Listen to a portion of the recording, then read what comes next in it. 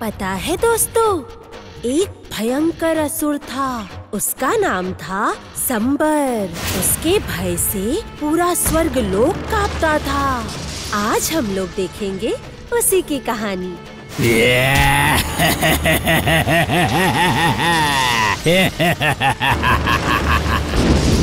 मैं दानवों का दानव हूँ। स्वर्गलोक में जाकर देवराज इंद्र का महल वैजयंती और राजसभा अमरावती उनसे छीन लूंगा।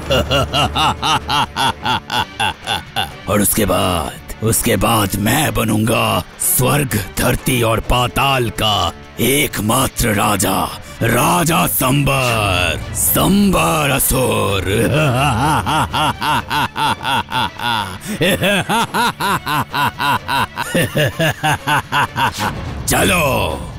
चलो सैनिकों, चलो स्वर्गलोक।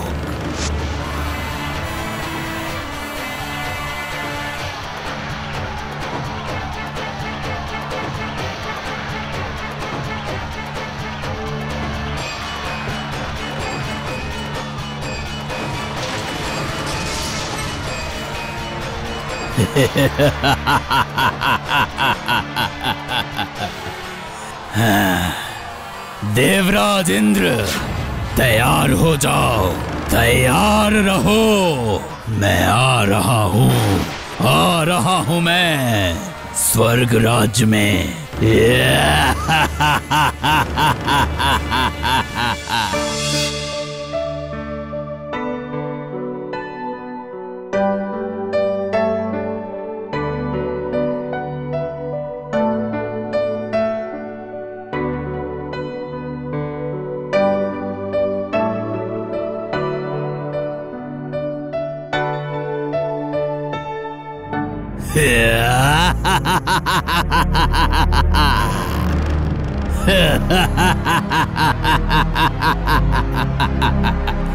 देवराज इंद्र, तुम कहीं भी रहो, सुन लो, मैं हूँ दानवों का दानव।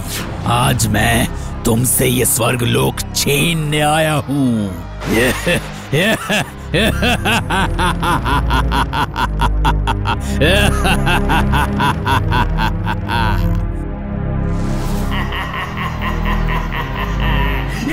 कौन है ये दानव और ये स्वर्ग लोक में आक्रमण क्यों करना चाहता है? मूर्ख है, महामूर्ख है। अगर साहस है तो बाहर निकलो और मुझसे युद्ध करो मुझसे।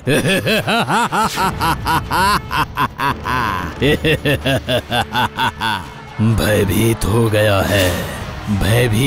गया है इंद्र, भयभीत हो गया है। सैनिकों, अब और प्रतीक्षा नहीं करेंगे। आक्रमण करो। एक भी देवता नहीं बचना चाहिए। जाओ।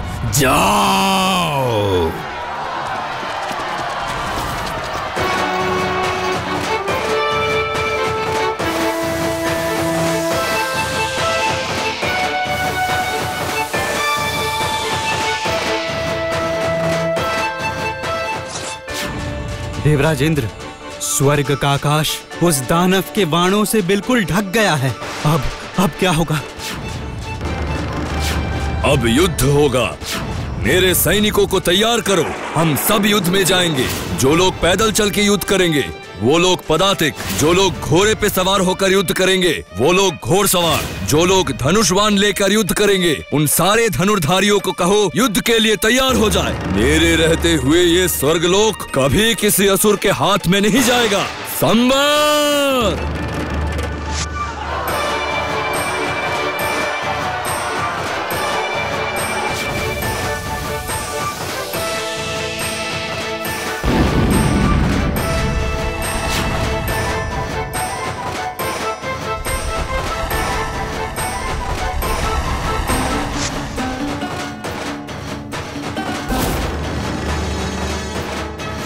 संबर!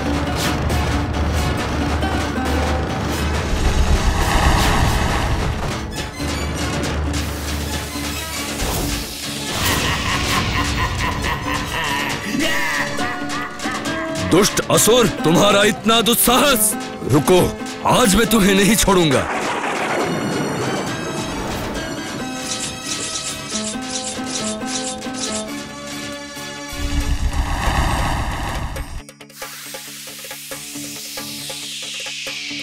स्वर्गलोक का आकाश बाणों से ढक गया था।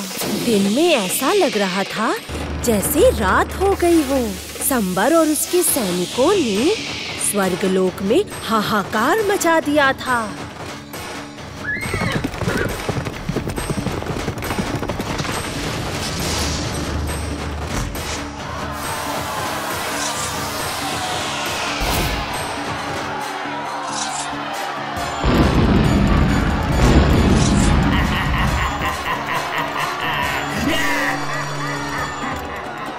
ये सब देखकर देवराज इंद्र बहुत ही चिंतित हो गए।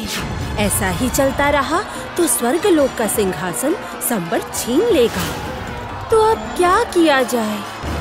कितनी आश्चर्य की बात है, उनका एक ही बाण दो कैसे हो रहे हैं?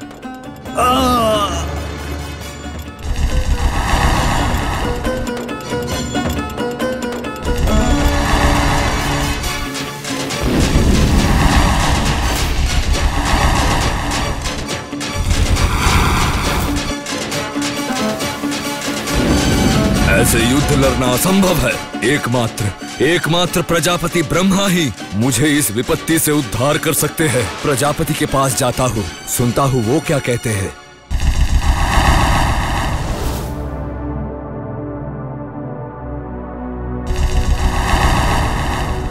पता है वत्स, तुम यहाँ क्यों आए हो? तो फिर एक उपाय बताइए प्रजापति ब्रह्मा। संबर तो अधिक शक्तिशाली है, कैसे हम इस युद्ध में जीत पाएंगे? तुम्हारे लिए ये युद्ध जीतना संभव नहीं है इंद्र। तब उपाय? स्वर्ग लोक को क्या हमें छोड़ के जाना पड़ेगा?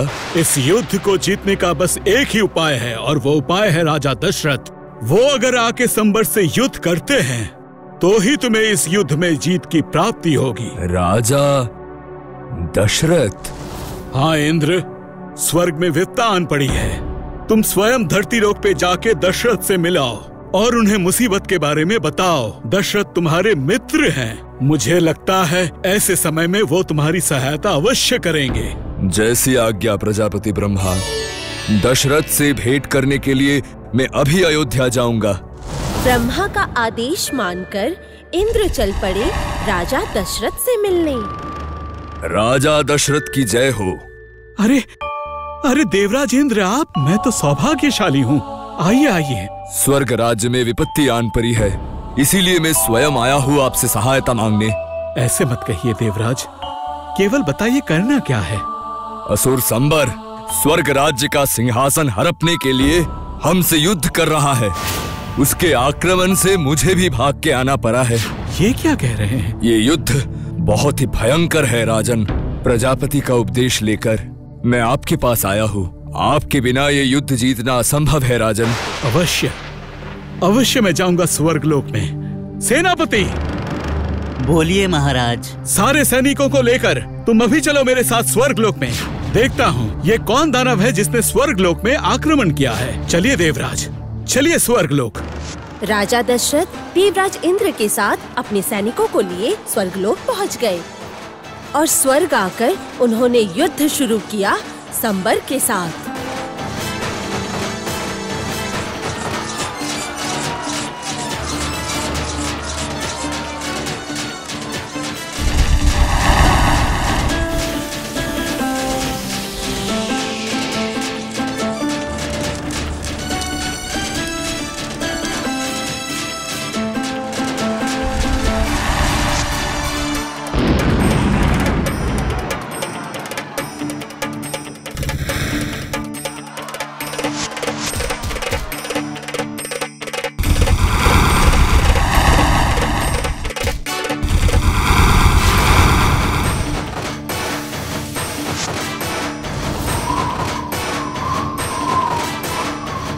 तेरा अंत मेरे ही हाथों होगा दानव।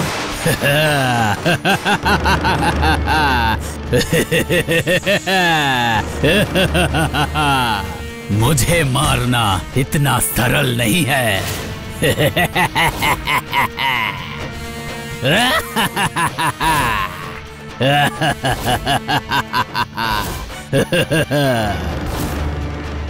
दशरथ, लौट जाओ धरती लोक पे। सुन दानव, मैंने देवराज इंद्र को वचन दिया है, इस युद्ध में बिना जीते मैं नहीं लौटूंगा। तो ठीक है, तुम मरो।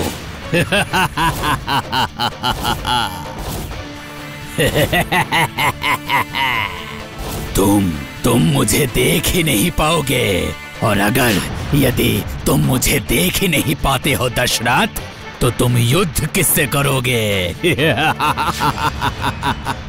किस पर बाण चलाओगे? तब राजा दशरथ ने अपना शब्द भेदी बाण निकाला। बिना देखे, केवल ध्वनि सुनकर राजा दशरथ यह बाण चला सकते थे, और राजा दशरथ का निशाना अचूक था। तुम जितने भी मंत्र पढ़ लो, किंतु दशरथ, मेरा वध तुम नहीं कर पाओगे, कभी नहीं।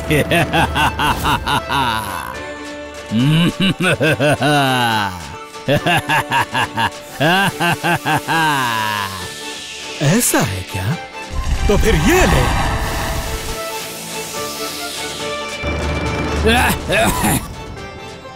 इस भयंकर युद्ध में जीत हुई राजा दशरथ की।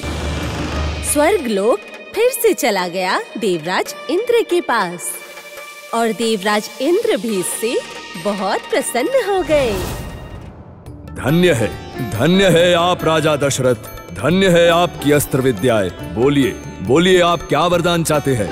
देवराज इंद्र, अनजाने में हिरण जल पी रही है ये सोचकर अंध मुनि के पुत्र श्रवण को मैंने बाण चलाकर मार डाला है मैंने उसे।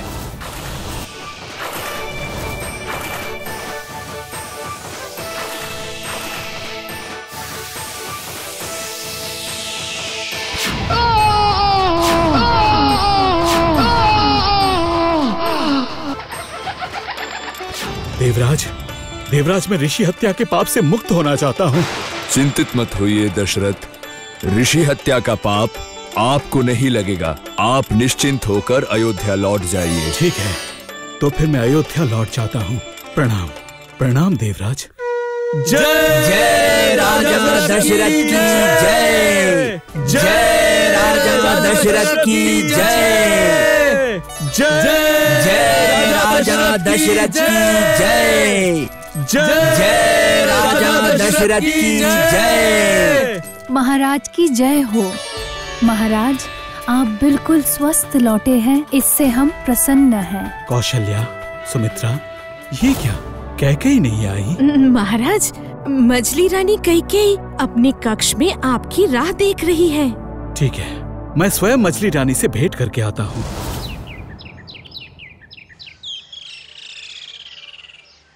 तुम मुझे छोड़ो। महाराज कितने दिनों के बाद युद्ध से वापस लौटे हैं, मुझे उनसे मिलने जाना है। आप यहाँ पर बैठिए, आपको जाने की आवश्यकता नहीं है, महाराज स्वयं आपसे मिलने आएंगे। कैकेयी, मैं आ गया। महाराज,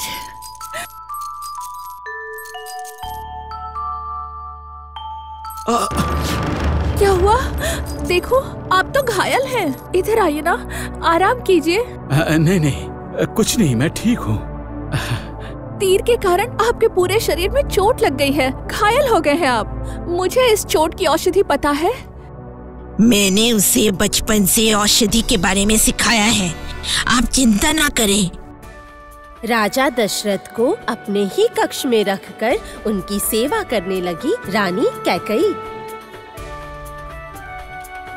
भिन्न भिन्न प्रकार की औषधियाँ बनाने लगी दासी मंथरा। कैकेयी ने उन औषधियों में कुछ मिलाया। उसके बाद बनकर तैयार हुई संजीवनी औषधि। महाराज को अपने हाथों से पिलाती है रानी कैकेयी। महाराज की सेवा करने लगी। और महाराज धीरे धीरे स्वस्थ होने लगे। महाराज रानी कैकई की सेवा से बहुत ही प्रसन्न हो गए। रानी कैकई, बोलिए महाराज। तुम्हारी सेवा से मैं बहुत प्रसन्न हूँ। बताओ तुम्हें क्या वरदान चाहिए? वरदान? ये क्या कह रहे हैं? नहीं नहीं, मुझे कुछ नहीं चाहिए। कहो कैकई, शर्मा मत। मैं चाहती हूँ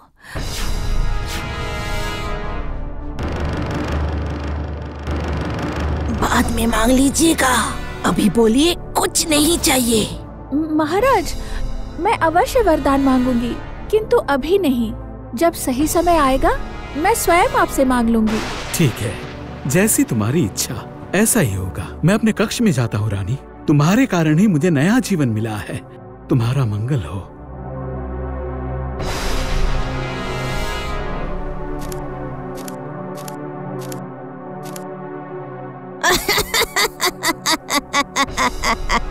नादान बालिका, अभी कुछ भी मांगना उचित नहीं है। राजसभा का कार्य फिर से आरंभ हुआ। महाराज ध्यान पूर्वक अपनी प्रजा की बातें सुन रहे थे और उनका विचार भी कर रहे थे। अयोध्या में महामारी, भूखमरी, बाढ़, अकाल कुछ भी नहीं बचा। अयोध्या नगरी में अब सभी बहुत ही प्रसन्न थे। जय राजा दशरथ की जय। जय राजा दशरथ की जय। जय राजा दशरथ की जय। जय राजा दशरथ की जय। अचानक महाराज दशरथ ने देखा उनके बाएं हाथ की तर्जनी अंगुली में घाव हुआ है और कुछ दिनों बाद वो घाव बहुत ही बढ़ गया, जिसके कारण वैद्य जी को बुलाना पड़ा। वैद्य जी आकर वो घाव देखने लगे, लेकिन उन्हें इस बारे में कुछ पता ही नहीं था कि इसकी औषधि क्या है। दिन रात सेवा करने के बाद भी रानी कैकई महाराज दशरथ को ठीक ही नहीं कर पाई। सभी बहुत ही चिंतित थे। कोई भी राजा दशरथ का घाव ठीक ही नहीं कर पा रहा था और राजा को उससे बहुत ही पीड़ा हो रही थी। अचानक एक दिन क्या हुआ पता है? ये हैं वैद्य रत्नाकर, स्वर्ग राज्य के वैद्य धन्वंतरी के पुत्र। महाराज के बारे में सुनकर भेंट करने आए हैं। आइए वैद्य रत्नाकर, आपके दर्शन पाकर हम धन्य हुए। आइए। हाँ, दिखाइए दिखाइए।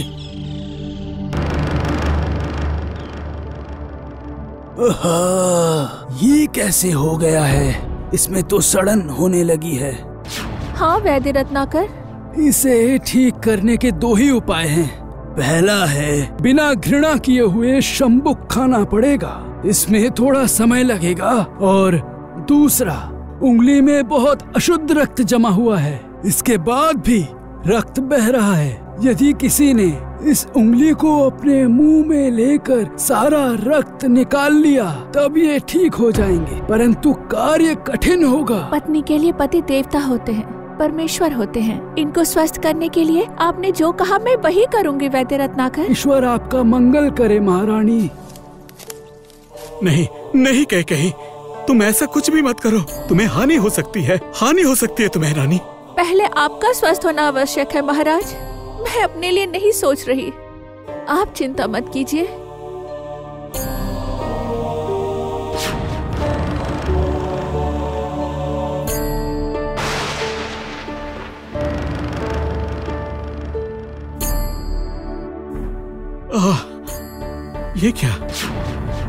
ये क्या हुआ? ये क्या? मेरा दुख, मेरा कष्ट सब ठीक हो गया। कैकई तुम धन्य हो। अगर तुम नहीं होती तो ये घाव भरने में और समय लग जाता। कहो कैकई, तुम्हें क्या वरदान चाहिए? तुम्हारी सेवा से मैं फिर प्रसन्न हूँ। तुम्हें जो वरदान चाहिए तुम्हें वही वरदान मिलेगा रानी। महाराज, अभी मुझे कुछ नहीं चाहिए, लेकिन जिस दिन मेरी इच्छा होगी उस दिन मैं आपसे 2 वरदान मांगूंगी। तथास्तु, ऐसा ही होगा कैकई। तुम्हें जब लगेगा कि तुम्हें वरदान चाहिए, तुम मुझसे मांग लेना, मैं वरदान दूंगा तुम्हें। इसी तरह राजा दशरथ ने रानी कैकेयी को वचन दिया कि वो उन्हें 2 वरदान देंगे। महाराज बहुत ही प्रसन्न थे, लेकिन तब उन्हें ये पता नहीं था कि यही 2 वरदान उनकी मृत्यु का कारण बनेगा।